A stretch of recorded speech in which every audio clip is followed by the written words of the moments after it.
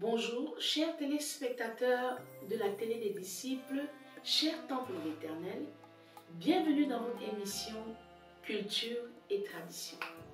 Aujourd'hui, nous allons encore lever le voile, briser le tabou sur la notion de la culture et de la tradition pour le bien-être d'un chrétien qui a donné sa vie au Seigneur, mais qui se pose encore des questions, car nous sommes tous sur le chemin du pèlerin avec beaucoup d'inquiétudes. Alors, bien-aimé, assieds-toi, profite de cette grande aventure et sois béni. Mon chant d'amour pour toi, oh papa, c'est de te louer. Bonjour, cher homme de Dieu, très auguste serviteur de l'Éternel. Sentez-vous accueillis sur ce plateau télé et que l'Esprit de l'Éternel nous conduise tout au long de l'émission. Bonjour, pasteur Gilbert.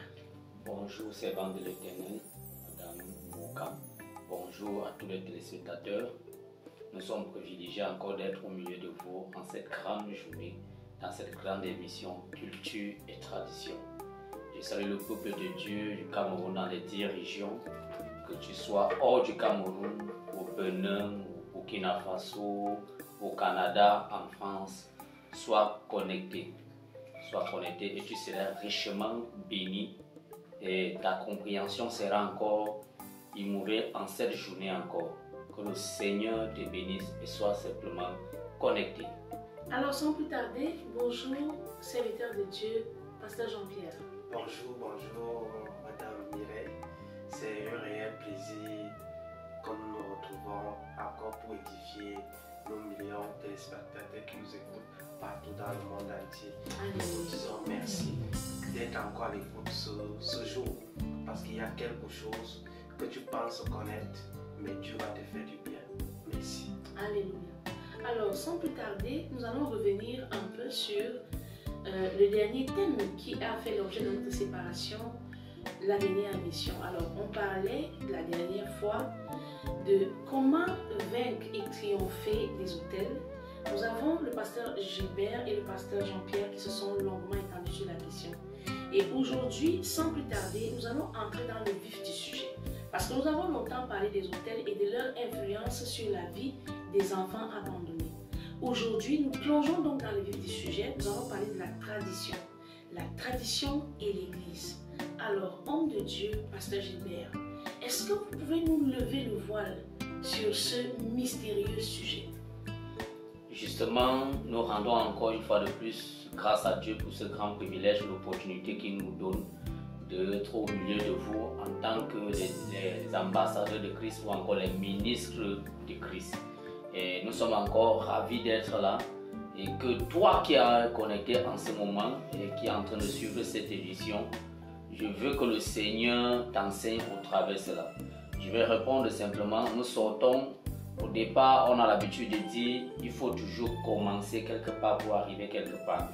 Alors pour connaître ces choses ou encore connaître la maltraitance ou encore comment cela peut se faire, il faut d'abord toujours te poser des questions. Je sors d'où pour arriver où? D'où sortent mes origines? C'est très capital.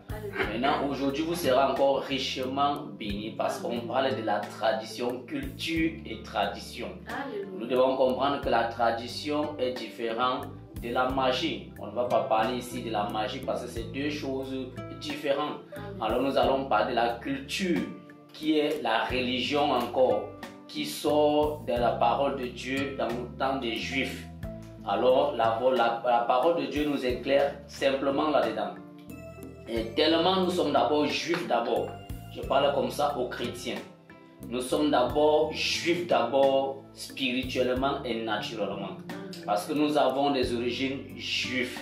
Donc pour dire que nous avons des cultures juives en nous qui sont nos origines d'une manière chrétienne. Qui n'ont rien à y voir avec la magie, qui n'ont rien à y voir avec la tradition africaine. C'est ça qu'il faut saisir ici. Les Juifs ne sont pas des Africains. Les Juifs sont des personnes qui sont hors de l'Afrique. Alléluia. Et j'aimerais qu'entre nous ici présents, que nous soyons simplement connectés. Parce que ça va aller en profondeur selon les saintes écritures. Nous serons vos guides et vos éclaireurs pendant cette édition. Que le Seigneur vous fortifie et soyez toujours connectés. Alors, serviteur de Dieu, vous venez de faire une très grande affirmation. Pour un chrétien lambda qui vous écoute ou bien quelqu'un qui tombe par hasard sur cette émission, il va se poser la question, mais comment est-ce qu'il dit que les Juifs ne sont pas africains? Est-ce que vous pouvez essayer d'éclaircir notre entendement? Ok, simplement pour répondre, c'est comme quelqu'un qui peut dire que je suis Camerounais, mais je ne suis pas Bamléké. Alors, tu es Camerounais, tu n'es pas Bamléké, ça veut dire que tu portes les liens camerounais. Donc, quand il faut regarder ton agenda, on va dire que tu es de nationalité camerounaise. Maintenant, dans notre agenda, dans le cadre du cercle spirituel, nous sommes des Juifs. Amen. Nous ne sommes pas naturellement encore du sang juif, mais nous portons les liens spirituels parce que notre grand maître, Jésus-Christ, le roi des rois, était né juif. Il sort d'une famille juive. Alors c'est très important de connaître ça pour toi, jeune chrétien, qui commence encore la foi et qui commence encore à grandir. Et pour toi qui n'es même pas encore dans la foi, il faut que tu connaisses. J'ai bien souligné au départ qu'il est très capital de connaître d'où tu viens et tes origines. Alors, Pasteur Jean-Pierre, il me vient donc à l'esprit de vous poser cette question. Est-ce que la tradition s'affronte à l'Église? Merci de me passer la parole. Est-ce que la tradition confronte l'Église? Je dirais oui. Parce qu'en fait, l'Église, il faut d'abord commencer par savoir ce que nous appelons tradition, suivant les Saintes Écritures. La tradition, la Bible nous dit dans le livre de 1 Roi, chapitre 3, verset 3, la Bible nous mentionne, Salomon dit qu'il faisait les choses selon la coutume de son père. Ici, on interroge donc selon quelle coutume? Parce que nous savons que David était le père de Salomon. Et un adorateur du Seigneur. Un adorateur Quelle du était Seigneur. donc cette coutume-là? Quelle était donc la coutume? Amen. Cette coutume était donc amplifiée dans l'amour du Seigneur. Alléluia. Donc la coutume, c'est l'amour du Seigneur. Alléluia. Donc lorsque tu ne fais pas l'amour du Seigneur, nous ne pouvons pas parler de la culture. J'ai envie de poser la question, celui qui dit en dehors de Jésus, en dehors de Dieu, en dehors du Saint-Esprit, est-ce qu'il y a une autre culture? S'il y a une autre culture, à lui de voir. Parce que il y a une image cachée même au sein de l'église. Parce que tout à l'heure, plus d'abord, quand j'ai pris la parole, j'ai dit il y a une différence. Parce qu'à l'église, on se trouve avec des comportements malsains. C'est ce comportement donc qui traduit entre guillemets qu'on se interroge, est-ce qu'il y a une autre culture? Alléluia. Tout à fait, le roi Salomon faisait les choses selon la coutume de son père, d'après le livre de 1 Roi 3:3. Mais il savait aussi qu'après avoir connu la coutume de son père, il a élevé des statues aux idoles de ses épouses. Donc on peut choisir d'être à l'église, mais pratiquer une autre coutume. Alors je me pose la question, il s'avère aujourd'hui que quand on regarde les assemblées pentecôtistes, on a l'impression que les prophètes de notre génération ne sont pas réellement dans cette coutume juive-là. Et les gens se posent des questions quand on regarde l'impact financier, la gloire qu'ils ont. Et quand on sait que les personnes qui servent véritablement Dieu et qui honorent la coutume de Jésus se trouvent dans la misère. Est-ce qu'on peut donc dire que la coutume est aussi déjà intronisée à l'église et donc elle ne s'affronte plus, mais c'est devenu un brassage? Ok. Ici, on comprend une chose. Jésus, je vais tout juste montrer l'image de Jésus. Amen. Lorsque Jésus avait ses disciples, Jésus marchait avec ses disciples. Jésus mangeait avec ses disciples. Alléluia. Jésus faisait tout avec ses disciples. Alléluia. Il y a quelque chose que j'aimerais dans le livre de Matthieu. Jésus envoie ses disciples au marché. Mais il se met à causer avec une femme. Lorsque ses disciples arrivent, ils étaient au marché. Jésus dit qu'il n'a plus faim.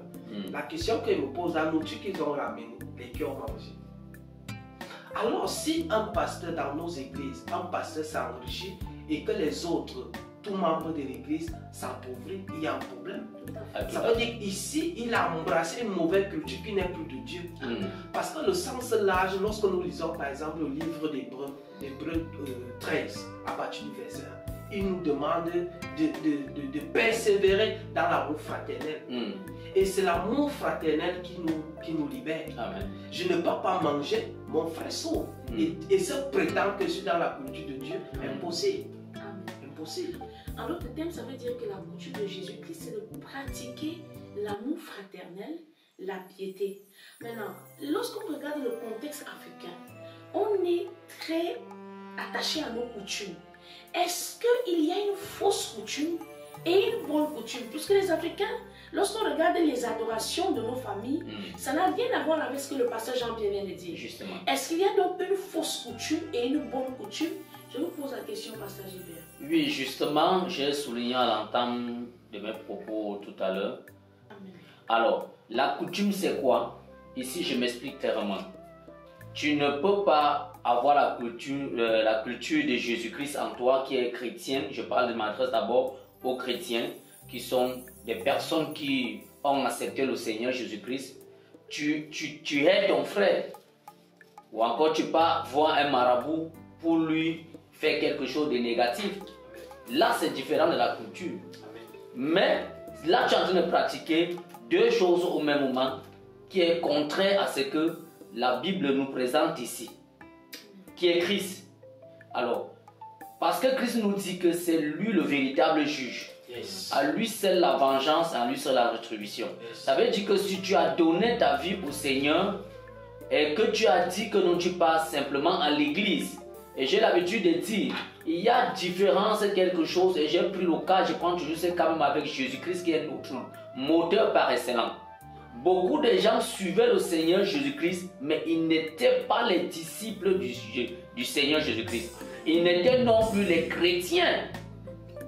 Donc on parle du mot chrétien, la Bible dit dans Actes chapitre 2 que c'est à cause de leur comportement et à cause de leur caractère qu'on les a appelés chrétiens. Maintenant, c'est à cause de leur culture qu'ils ont, en imitant notre Seigneur Jésus-Christ justement, qui a apporté qu'on les remarque, on les distingue au sein de la société. Amen. Maintenant, tu ne peux pas dire que tu pratiques la culture chrétienne et tu dis, surtout nous les Africains, nous avons une mauvaise façon de voir la culture. La magie n'est pas la culture.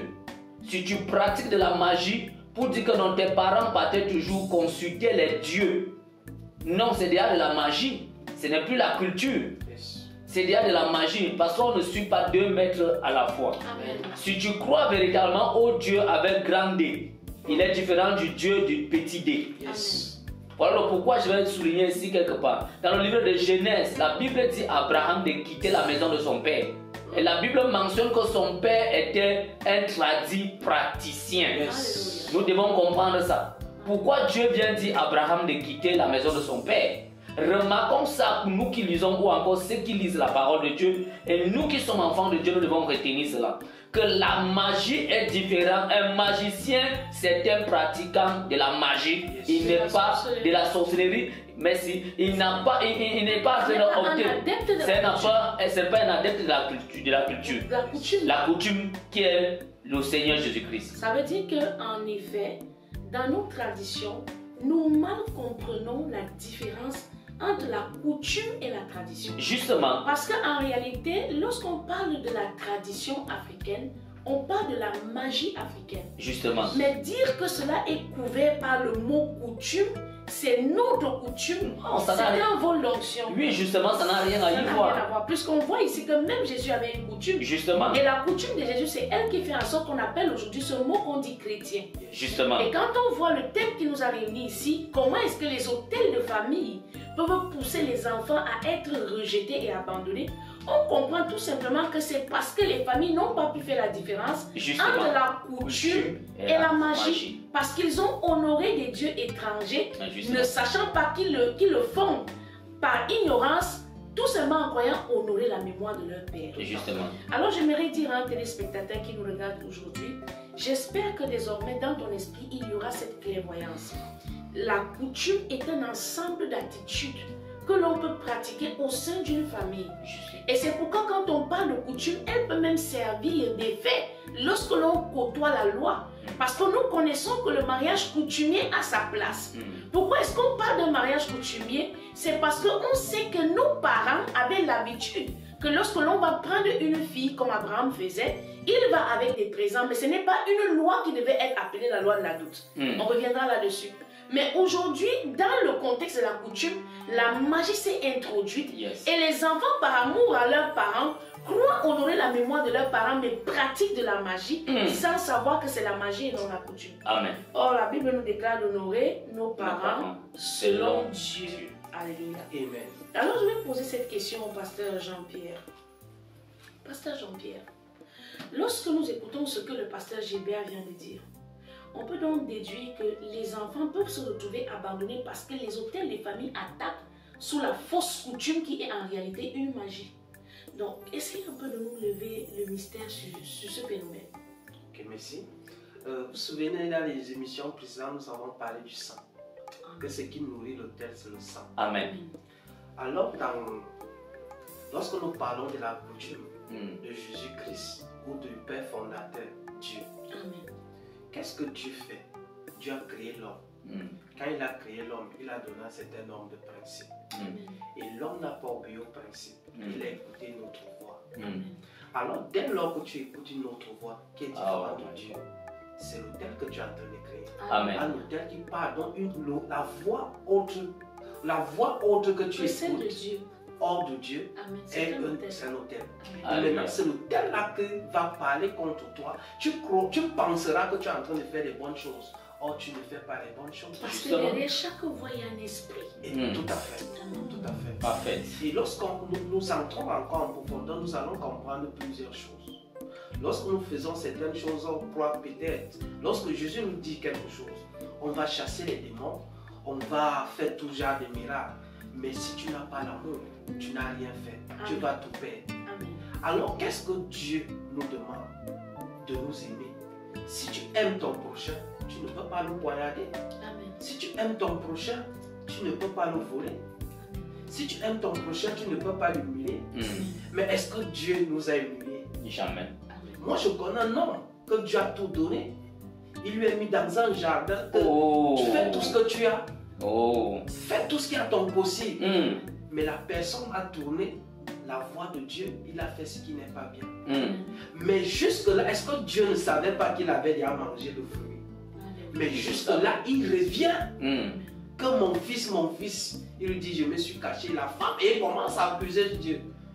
Voilà donc pourquoi on se retrouve en créant des autels qui nous combattent sans toutefois savoir que c'est nous-mêmes les géniteurs. Et qui vont attaquer plus tard nos enfants. Tout à fait. Quand on a vu comment le monsieur qui a été placé dans le jardin, son premier fils a tué le second. Parce que ce dont les parents n'ont pas triomphé, très souvent attaquent les enfants. Tout à fait. Alors, serviteurs de Dieu, ayant écouté ce que vous avez dit, je suis dans l'admiration de comprendre aujourd'hui qu'il y a une différence entre la coutume de Christ et la magie. Mais aujourd'hui, par le manque d'ignorance, on appelle toute chose coutume.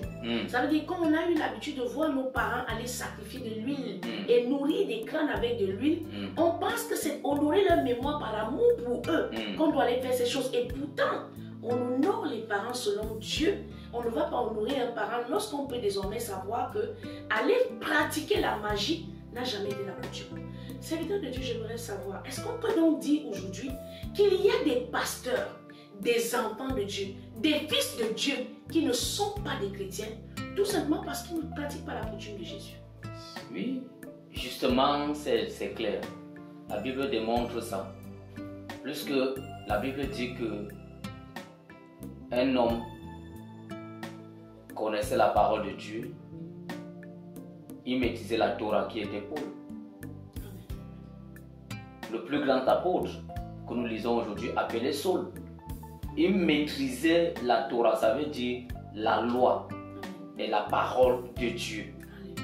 Mais il ne pratiquait pas la coutume de Jésus-Christ. Il persécutait les Il persécutait plutôt les chrétiens. Et il croyait le faire. Il croyait le faire. Sinon, il était pasteur, il était serviteur de Dieu. Je vais souligner. J'aime cette partie-là. Merci. Alors, nous avons des serviteurs de Dieu qui le font, mais ils ne connaissent pas qu'ils sont en train de le faire. Parce que si tu pratiques la culture de Jésus-Christ ou encore la coutume de Jésus-Christ, qui est l'évangile, pourquoi il y a le catholicisme, pourquoi il y a le pentecôtisme, pourquoi il y a ceci? Nous nous rendons compte ici là que nous sommes devenus les Paul ou encore Saul. Tout à fait. Le parfait religieux. C'est ça le problème. Si tu dis, je reviens encore, j'aime trop mon côté là, qui sont nos confrères de l'Ouest, qui sont des Bamlékés. Si tu demandes à un Bamléké, par exemple, est-ce que tu crois en Dieu, il va te dire, oui, je crois en Dieu. Tout à fait. Mais chaque vendredi, il est dans son village pour aller verser l'huile sur les crânes. Amen. Mais nous suivons 2 maîtres à la fois. Et nul ne peut suivre. Et lui ne peut suivre 2 maîtres à la fois. C'est lui-même Jésus-Christ qui nous dit cela. Amen. J'aime tellement ça. Maintenant, tu ne peux pas dire que tu es pasteur ou encore prophète ou évangéliste. Tu interdis un chrétien d'aller partager la parole de Dieu avec un autre frère qui est aussi, disant, chrétien. Vous avez la même culture ensemble, qui est la vision de Jésus-Christ. La communion fraternelle. Que je vais souligner ici, qui est la communion fraternelle que mon frère pouvait partager. La meilleure communion fraternelle en tant que chrétien, c'est la parole et l'évangile. Oh yes. Ce n'est pas de se disperser. Nous allons nous retrouver. Il y a l'église de feu, il y a l'église de tonnerre, sans toutefois citer, blesser une église de Ouagan, de feu et tous ces trucs. Voici l'église qui est rassemblée au milieu de vous ici au plateau. Amen. Moi je suis Betty, mon frère aussi est Betty, ma mère est Bamléké, et le fondateur de cette grande vision, Papa Maurice Mokam, il est un Bamléké aussi. Mais nous allons regarder la même direction qui est la coutume de Jésus-Christ. Alléluia. Alors imaginons-nous un peu l'instant qui disait que non, l'autre est Betty, l'autre est Bamléké, l'autre est Sissi. Nous n'allons arriver nulle part. Ça veut dire ici sur le plateau, nous retrouvons que nous sommes tous une seule personne en Jésus-Christ. Amen. Alors il n'y a pas de grec ni juif, voilà pourquoi Jésus vient nous dire. Donc un pasteur qui refuse à un chrétien d'aller partager la parole de Dieu dans une autre assemblée n'a pas la coutume de Jésus-Christ. Puisque je me souviens dans les Saintes Écritures, dans le livre des Actes des Apôtres, Justement. on dit qu'il y a, pendant que Jésus délivrait dans une certaine région, les disciples ont dit, on a entendu qu'il y a quelqu'un d'autre qui fait des miracles. Et Jésus leur répond que celui qui n'est pas contre nous est avec nous. Alléluia. Amen. Et donc, aujourd'hui, j'ai envie de poser la question de savoir, pour ceux-là qui se disent que être fidèle à ses valeurs, ou alors être un véritable Africain, c'est pratiquer la coutume. J'aimerais savoir, est-ce qu'on peut dire à ces gens clairement que vous ne pratiquez pas la coutume et la magie? Il faut que nous sachions une chose. Mon frère avait dit quelque chose des émissions précédentes. Il n'y a ni Africain, ni Européen. Amen. Soit tu es de Jésus, soit tu ne l'es pas. Parce que quelqu'un qui a la couleur rouge, qui a le sang Qui coule dans ses veines, que tu sois noir, c'est Amen. le sang rouge. Que tu sois blanc, c'est le sang rouge. Et Alléluia. le sang appartient à qui? Alléluia. Au Créateur, Amen. à Jésus-Christ. Alors c'est lorsque Dieu nous a créés, il y a d'autres qui ont choisi l'autre bord. Alors tu ne peux qu'être soit disciple de Jésus, soit disciple de l'autre. Et je préfère ne pas Citer ça, citer nous ici. ne faisons pas ça. Oui, sa sa promotion. promotion. Vous comprenez donc qu'il y a donc 2 cultures. La coutume de Jésus Amen. et la coutume de l'autre, Qui est la magie? qui est la magie. Tout à fait. Alors si tu fais la magie, tu Tu n'es es de plus de l'autre. l'autre côté. Amen. Ça veut dire que tu as choisi ton camp. Amen. Puisque la Bible dit, lorsque l'ange, dans le livre d'Apocalypse, lorsque l'ange Michel chassait l'ennemi, la Bible dit qu'il y a un animal d'ange qui est descendu avec lui. Ça veut dire qu'à ce propos, il y a nous aussi, lorsque Dieu nous a créés, nous humains, il y a aussi ceux qui ont choisi le côté de l'autre. Amen. Et c'est ça la magie aujourd'hui. Et se prétendent, disent que non, c'est la coutume africaine. Non. Soit tu es de Jésus, soit tu n'es pas de Jésus. C'est simple. Et si tu es de Jésus, tu pratiques la coutume de Jésus qui est basée sur l'amour. Alléluia. J'irai très loin. Vous voyez, nous parlons des enfants abandonnés. Lorsque les enfants sont abandonnés, on crée les orphelinats. Lorsqu'on crée les orphelinats, est-ce que ces orphelinats sont créés par Dieu, par la coutume de Dieu, ou c'est pour faire de l'argent? Parce qu'on ne les enseigne pas lorsqu'on leur recueille, on ne les enseigne pas l'amour, on ne les donne pas l'amour. Plutôt on se sert de ces enfants-là pour gagner de l'argent, parce qu'il y a une ONG qui va financer à hauteur de temps et on fait les enfants du riz mélangé à l'alcool comme si c'était des prisonniers. Or, nous devons, lorsque tu as un orphelinat, ça veut dire que tu venais d'adopter des enfants. Ils sont à toi. Ils sont à toi. Tu en es le parent. Tu en es le parent. Ça veut dire que tu dois t'en Tu charger. devais dépendre de Dieu et non Exactement. de Donc, créer des moyens exactement. de subsistance. Tu le fais sans toutefois attendre quelque chose. Tout à fait. Mais je ne dis pas que est-ce que les ONG ne doivent pas t'aider. Ils doivent t'aider parce que tu as une longue charge. Alléluia. Je m'en souviens, il y a quelque chose dans notre pays, ici au Cameroun. Lorsqu'une maman fait 3 enfants, l'État te soutient. Amen. Donc lorsque tu adoptes des enfants, il faut que l'État t'accompagne. Alléluia. Mais comment est-ce qu'il t'accompagne? Est-ce que tu fais ça pour gagner de l'argent ou tu fais ça pour Dieu? Parce que ces orphelinats n'ont même pas de guide spirituel, n'ont même pas un pasteur qui les enseigne la parole de Dieu. Donc c'est tout juste de l'économie, un business. Alors, je sans vous interrompre, j'aimerais poser la question au pasteur Gilbert. Pasteur Gilbert, au regard de ce que vient de dire le pasteur Jean-Pierre, qui est vraiment très émouvant, est-ce que l'on peut dire aujourd'hui que la parole de Dieu qui dit on reconnaîtra l'arbre à son fruit peut aussi s'appliquer de la même manière à l'église que dans le contexte familial? Justement, j'aime beaucoup les questions, par les questions, parce que c'est très édifiant, c'est très pertinent, et je bénis Dieu pour cette émission. Amen. Alors, c'est très capital. La Bible dit dans Galates, le Seigneur nous dit si quelqu'un ne parvient pas, si une personne ne parvient pas à encadrer sa famille, il n'est pas digne, c'est l'apôtre Paul, il n'est pas digne qu'on lui confie des grandes tâches. Regardons un peu dans nos familles, dans les différentes familles avant de revenir à l'église. Tu es le seul riche dans ta famille, tout le monde vient se prosterner au devant de toi. Mais quand ton frère de sang vient, qu'est-ce qu'il faut faire? Il se prosterne aussi comme devant toi, comme tout le monde. Mais généralement, j'aime la parole de Dieu qui dit et qui me rassure. Et je suis fier de le dire par la foi. La Bible nous dit, le Seigneur Jésus-Christ nous dit que si un chrétien est véritablement chrétien ou pasteur, ton frère de sang est dans la même assemblée que toi, même si c'est ta femme, tu dois d'abord aider le chrétien. Je me suis toujours posé la question, pourquoi le chrétien? Et la parole de Dieu me rassure que le chrétien n'est pas différent d'un orphelin.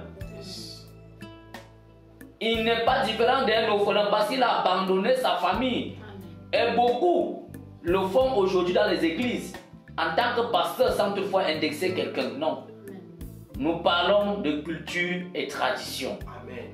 Alors il faudrait que nos mentalités que nous avons, nos anciennes coutumes, je vais parler ça comme ça, les coutumes que nous avons d'abord, anciennes que non, je vais d'abord aider mon frère de sang, mais la culture de Jésus-Christ demande que nous devons d'abord s'entraider en tant que chrétiens. Jésus pouvait le dire à Marie, mon frère et ma soeur, c'est ce qui font Ce la qui suit. volonté de Dieu. Justement, regardez Jésus, merci pour l'orientation. Regardez le jeune Jésus. Il s'identifie, il a son père, il a sa mère, Joseph ici. Il est fait comprendre que non. Tous ces gens que vous me présentez, la Bible mentionne très clair, les frères de Jésus et les mamans cherchaient Jésus-Christ. Mais face maintenant au Messie, il est fait comprendre, mes frères et mes soeurs, ceux qui ont décidé de suivre la volonté de mon Père, qui est le Père de Jésus ici. Mais Joseph est le Père, mais Jésus maintenant fait part à son Père encore. Voilà pourquoi, plus loin dans Ephésiens chapitre 6, la Bible bien dit que l'enfant doit obéir ses parents selon les voies du Seigneur. Amen. Au non selon la tradition ancienne ou encore la magie que tu as vu ton Père faire. Amen. Alors, pasteur, évangéliste, prophète, ne restons pas dans le dogme que non, je vais partir sur nous. Parlons de Jésus-Christ, qui est notre modèle par excellence. Je vais vous souligner ici dans Luc chapitre 2, à partir du verset 39 jusqu'au verset 40. Est-ce que nous connaissons qu'il y avait l'église de Déborah? Il y avait l'église de Jean-Baptiste. Il y avait tous les prophètes. Mais tous partaient à un moment donné dans l'église de Jésus. Tous. Mais avant que Jésus ne soit à ce niveau, il est allé dans l'église de Jean-Baptiste. Il est allé dans l'église de la prophétesse Déborah. Je veux qu'on souligne ici. Pourquoi Jésus partait cela? Parce qu'il faut accueillir une certaine connaissance. Je vais parler comme ça à l'église aujourd'hui. Au corps de Christ. Parce que Christ a besoin de nous, que nous soyons soudés. Que nous appliquons cette culture qu'il a, de l'amour de son œuvre. Arrêtons d'empêcher les personnes de soutenir les uns et les autres. Yes. Tu ne peux pas protéger une brebis. Amen. Tu ne peux pas le protéger. Amen. Les nous autres qui sommes ici sur le plateau, particulièrement moi, Jésus m'a pris dans la tradition. Il ne m'a pas pris dans la culture. C'est dans la magie. Alors toi aujourd'hui, tu ne peux pas me dire que non, Jésus-Christ, tu peux me protéger plus que lui. Parce que c'est lui qui m'a appelé, mais il m'a soumis, il m'a donné ce privilège d'être auprès de toi. Amen. Pour que tu m'impliques sa connaissance au travers de toi, je sois bâti. Dans comme ce plateau. Alors, les parents comme maman venaient juste se poser, la servante de l'Éternel venait juste se poser, ça existe à l'église. Et ça influence maintenant l'église. Cette culture ou encore cette magie appelle encore notre mentalité et notre façon de comprendre l'affaire de Dieu. Alors, j'aimerais encore poser la question suivante au pasteur Jean-Pierre.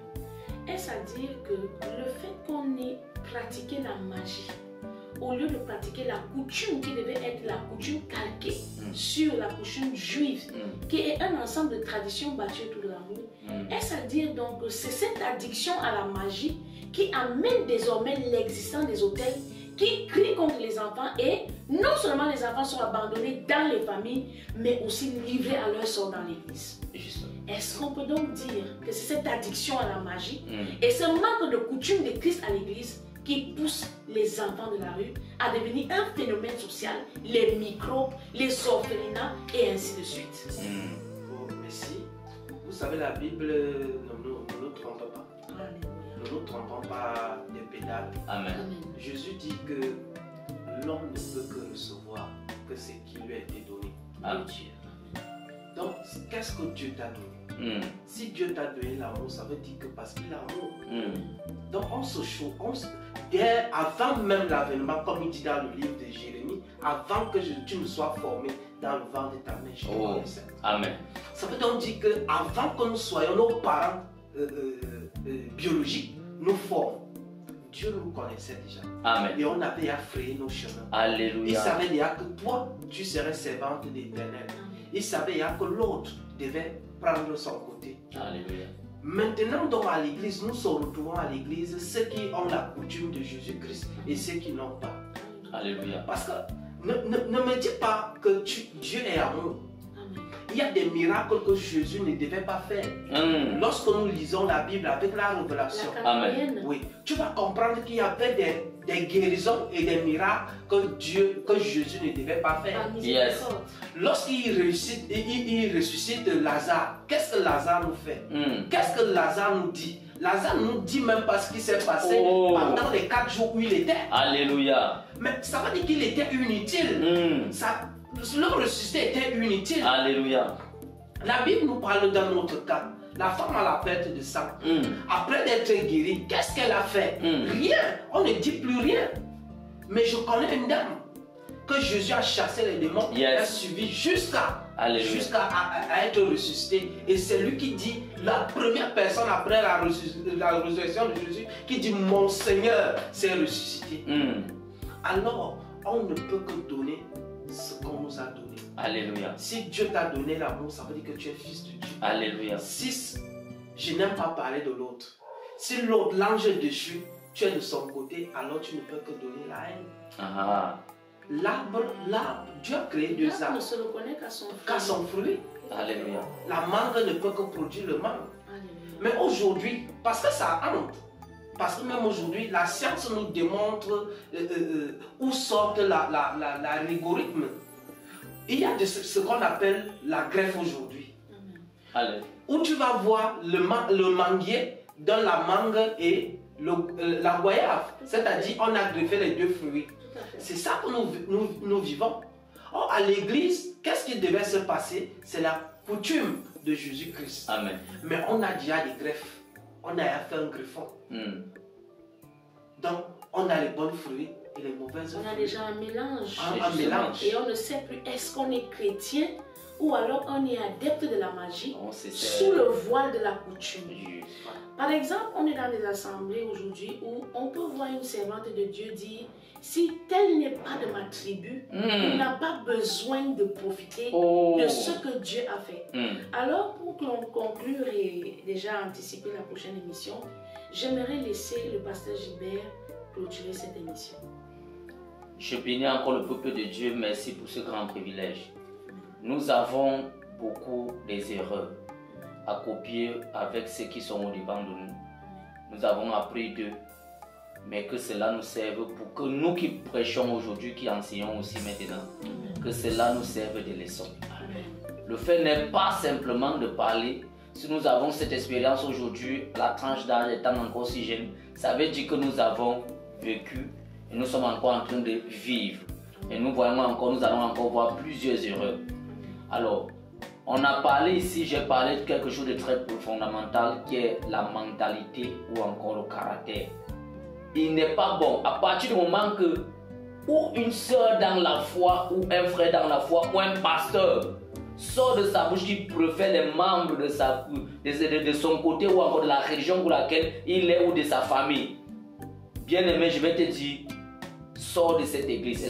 Excusez-moi les doyens. Sors de cette église. Parce que Christ nous fait comprendre qu'il ne connaît ni juif, ni grec, ni rien, ni pharisien. Et il a prouvé ça puisqu'on vient condamner dans Jean chapitre 4. J'aime tellement ce chapitre-là et ce verset. Il a prouvé cette frontière-là, cette blocage qui existait depuis au temps de Jacob. Et Jésus vient briser cette alliance en causant avec la femme samaritaine. Jésus vient encore briser cela face aux juifs, aux pharisiens, dans Jean chapitre 11 ou encore Jean chapitre 10. Il vient faire comprendre aux pharisiens que si vous dites que vous croyez véritablement au Dieu de qui je suis, ou alors Dieu d'Abraham, ou Dieu d'Isaac et Jacob, qui je suis pour vous, si tu dis que tu crois au Seigneur Jésus-Christ, la tradition ou encore ta coutume ou encore tes liens, ta ethnie ne sert plus à rien parce que tu appartiens au Seigneur Jésus-Christ. Je vais te dire quelque chose. C'est que si tu meurs aujourd'hui, est-ce qu'on va t'enterrer? C'est la chair qu'on va enterrer dans ton village. Mais ton esprit ira là où le Seigneur attend. Ton âme va aller se reposer là où ça doit être. Ça veut dire que tu ne t'appartiens pas. Ça veut dire qu'en réalité, si tu as choisi le Seigneur Jésus-Christ, véritablement, tu ne t'appartiens plus. Et tu n'appartiens plus aux membres de ta famille. Je n'ai pas dit renier ta famille, non. Jésus n'a jamais renié sa famille. La preuve en est que quand il partait mourir, il a laissé Jean à sa maman Marie. Alors, il n'y a rien à savoir. Si tu entres dans cette église bien-aimée, dans ce genre d'assemblée, tu entends une pareille prédication, il serait mieux que tu t'asseyes, tu demandes au Saint-Esprit de t'orienter. Il est le seul maître qui est capable de t'orienter. Il n'y a pas de division à l'église. J'honore la grâce de Dieu dans la vie de plusieurs serviteurs de Dieu. Nous ne sommes pas ici pour faire les promotions. J'honore et je n'ai aucun problème avec l'un d'eux. Mais soyons francs dans la prédication et l'évangile du Seigneur Jésus-Christ. Que le Seigneur nous bénisse. Mon chant d'amour.